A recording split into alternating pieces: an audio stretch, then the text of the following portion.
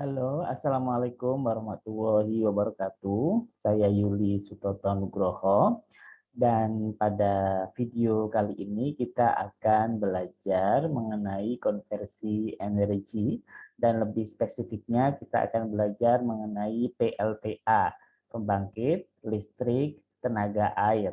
Nah, PLTA ini salah satu pembangkit yang paling populer di Indonesia, dan dia membutuhkan suatu tempat yang di situ banyak air, ya, seperti namanya PLTA gitu. Seperti kalau misalnya di daerah Jawa Timur ini ada di Karangkates. Nah, itu dia ada semacam waduk, ya. Nah, itu biasanya bisa waduk atau bisa bendungan yang memiliki debit air yang banyak gitu. Oke, kita akan membahas mengenai PLTA dan kita akan belajar dari Google, ya, karena saat ini teknologi informasi sangat berkembang dengan cepat dan kita banyak mendapatkan referensi dari internet. Oleh karena itu, mari kita manfaatkan internet untuk belajar mengenai pembangkit listrik tenaga air. Nah, oke. Yang penting sudah connect dengan internet, maka kita akan belajar banyak hal. Nah, ini kita ketik aja PLTA misalkan, ya. Ini banyak sekali kita bisa membaca-baca atau mungkin bisa kita melihat gambarnya agar lebih jelas PLTA itu seperti apa. Nah, ini berarti yang seperti ini modelnya adalah ada di bendungan ini biasanya, ya. Kita lihat gambar selanjutnya. Ya, ini PLTA ini memiliki suatu proses.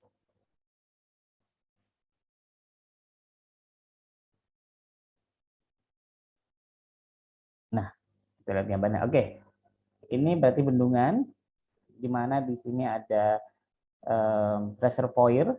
Ini tadi airnya, ya, yang biru ini air, terus kemudian ini dibendung. Nah, di sini akan ada suatu lubang, ini lubang intake namanya. Nah, ini yang berbentuk seperti ini merupakan filter.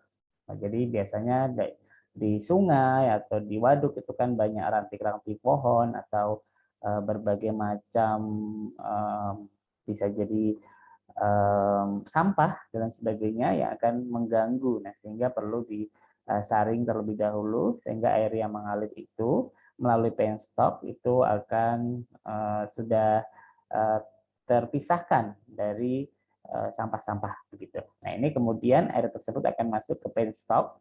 Ini penstop ini di sini di bawah. Nah, ini kenapa di bawah? Kita bisa ibaratkan misalnya kita sedang menampung air di bak mandi, maka ketika kita berikan lubang di bawahnya, maka akan mengalir deras. Nah, itu berbeda dengan apabila kita kasih lubang di atas.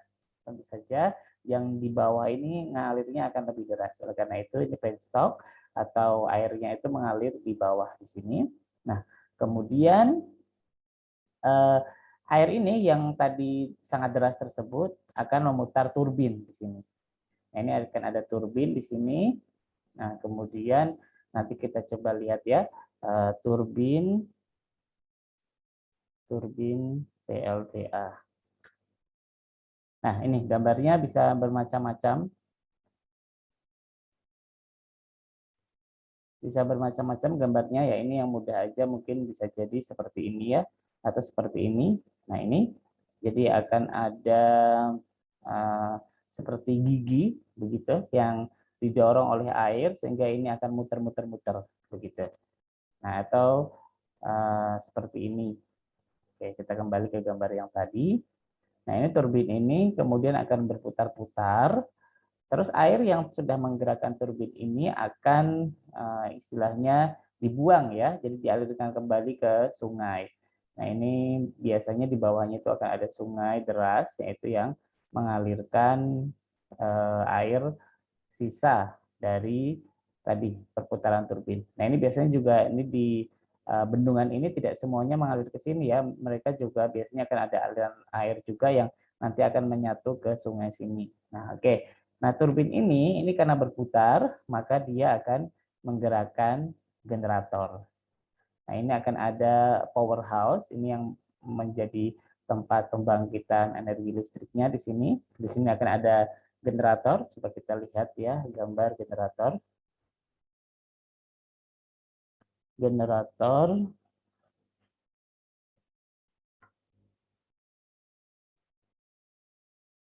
Nah, ini bisa seperti ini. Nah, ini biasanya besar ya, ini besar sekali walaupun di sini terlihat segini. Nah, ini bisa dilihat ini ada orang di sini. Nah, itu sangat besar sekali generatornya. Tentunya dapat membangkitkan energi listrik yang besar. Nah ini bagaimana dia mengkapel ya, dikapel dari turbin tadi. Ini yang air tadi.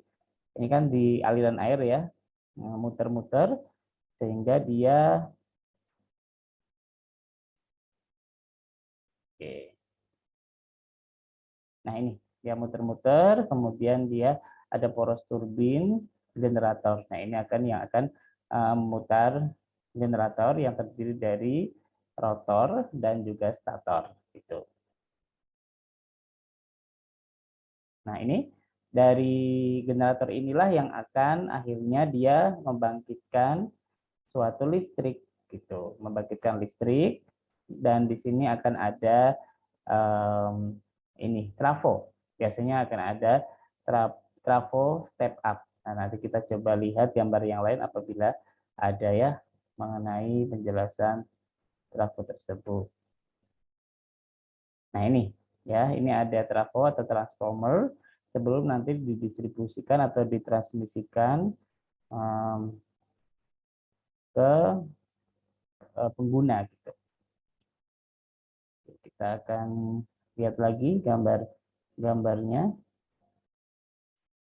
Nah, ini ya bendungan-bendungannya ya sangat deras. Biasanya debit airnya sangat tinggi. Nah, ini juga bisa seperti ini.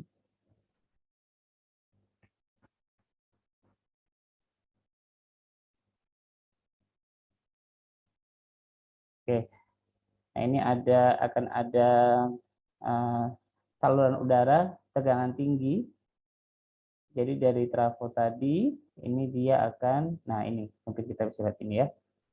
Oke.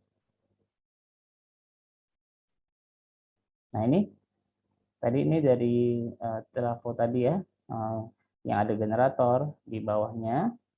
Kemudian dia akan dialirkan menggunakan saluran udara tegangan tinggi dan sampai ke konsumen. Nah, konsumennya pun dibagi dua, ada yang penggunaan besar seperti misalnya industri, ada juga yang penggunaan kecil ya seperti perumahan-perumahan. Coba kita lihat lagi. Nah, ini banyak gambaran dari PLTA. Biasanya ada di daerah mungkin bisa jadi dataran tinggi tapi tidak terlalu tinggi ya, tapi ada danau-danaunya begitu. Mungkin maksudnya berbeda, bukan terlalu tinggi itu berbeda dengan apabila kita berbicara mengenai geotermal. Geotermal itu memang dia rata-rata akan ada di dataran tinggi, seperti misalkan di Dieng begitu. Nah, ini ya kurang lebih sistemnya seperti itu ya. Coba kita akan cari lagi misalkan transmisi listrik PLTA. Nah, ini ya. Oke, kita lihat ini. Oh, ini cukup general di sini. Nah, termasuk salah satunya PLTA, tapi juga bisa pembangkit listrik yang lain. Artinya di sini adalah power plant-nya atau pembangkit listriknya. Kemudian di sini case-nya dia di trafonya akan ada step up. Nah, dari 20 kilovolt kemudian dirubah menjadi 150 kilovolt.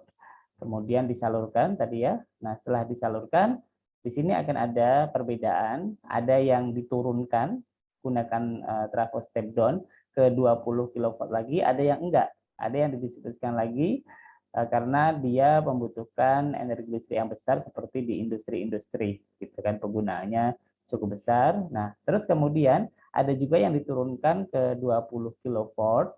Nah, di sini kita biasa lihat ada tiang listrik seperti itu ya. Di tiang listrik itu juga di atasnya biasanya akan ada trafo, tapi trafonya tidak sebesar yang ada di gardu induk. Nah, itu dia juga step down. Jadi dari 20 kilovolt kemudian diturunkan lagi menjadi 380 kilovolt. Sorry, 380 volt maksud saya. Nah, ini ada juga yang oke, kemudian ada yang tidak diturunkan yang menggunakan bisnis, mungkin ya biasanya perkantoran atau mungkin mall yang dia juga penggunaan cukup besar tapi tidak sebesar di industri. Nah, kemudian ini yang 380 ada juga yang dikecilkan lagi menjadi 220 volt. Nah, ini biasanya di rumah itu menggunakan yang kecil saja gitu. Tapi ada juga yang menggunakan 380 volt. Nah, itu kurang lebih seperti itu distribusinya untuk PLTA. Nah, pembangkit listrik ini banyak ya, ada ini contohnya ada PLTP, pembangkit listrik tenaga panas bumi atau geothermal, ada PLTG, geothermal, terus kemudian ada PLTU, pembangkit listrik tenaga uap, PLTGU, pembangkit listrik tenaga gas uap, gitu. Nah, ini di Indonesia yang saat ini sedang diproyeksikan sebagai PLTU terbesar itu ada di Kabupaten Batang, begitu, Jawa Tengah. Kemudian ada lagi pembangkit listrik yang lain, biasanya yang renewable energy seperti pembangkit listrik tenaga bayu atau tenaga angin. Kemudian ada PLTS ya, pembangkit listrik tenaga surya. Terus kemudian gelombang juga bisa dan lain sebagainya. Oke, nanti bisa mencari referensi yang lain ya mengenai bagaimana pembangkitan listrik, khususnya pembahasan mengenai pembangkit listrik tenaga air. Dan itu akan ada lagi yang sejenis dengan pembangkit listrik tenaga air, itu ada pembangkit listrik tenaga mikrohidro atau PLTMH. Nah, itu lebih kecil, biasanya ditaruh di sungai-sungai pun bisa begitu. Sungai-sungai yang tidak terlalu besar itu juga bisa menggunakan mikrohidro gitu. Nah, mungkin itu pembahasan konversi energi mengenai pembangkit listrik tenaga air. Nah, ini sangat penting karena saat ini kehidupan kita bisa dikatakan bergantung dengan listrik ya. Jadi, walaupun pembangkit listrik tenaga air ini membutuhkan suatu tempat tertentu, tapi ini sangat populer di Indonesia, dan mungkin kedepannya akan banyak pembangkit-pembangkit listrik lainnya yang akan ditemukan yang dapat menghasilkan energi listrik untuk kehidupan sehari-hari. Baik, terima kasih. Semoga kita dapat berjumpa di video selanjutnya. Saya akhiri. Assalamualaikum warahmatullahi wabarakatuh.